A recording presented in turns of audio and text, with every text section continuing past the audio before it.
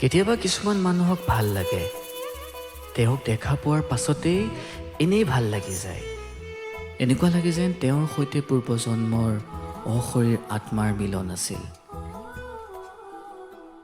সেই মুহূৰ্তত আপোনালোকে লক্ষ্য কৰিবচোন, হঠাতে ভাল লাগি যোৱা কাৰোবাৰ লগত অলপ সময় কথা পতাৰ পাছতেই হৃদয়ত ভাল লগাৰ অনুভৱ জাগি উঠে। কিয় হয় বাৰু এনেকুৱা? হঠাতে লগ পোৱা অচিনাকি সেই তেওঁৰ লগত কিয় হয় বাৰু? শৈশৱকালৰ পৰা লগ পোৱা মানুহৰ লগত হয়তো তেনেকুৱা উন্মাদনা মন এটা জাগি নুঠে। কিন্তু জীৱনৰ মাজমজিয়াত প্ৰৱেশ কৰা সেই তেওঁগৰাকীক খন্তেক সময়ৰ ভিতৰতে আপোন আপোন যেন লগা হয়। এয়াই নেকি যৌৱন? এয়াই নেকি প্ৰেম? প্ৰেম সকলোৰে বাবে থাকে।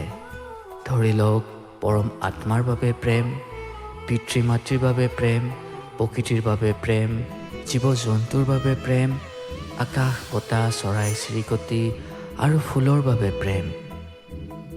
কিন্তু সেই যৌৱনত ভৰি দিয়া প্ৰেমৰ শক্তি সকলোৰে বাবে সক্ৰিয় আৰু প্ৰিয়, নহয় জানো?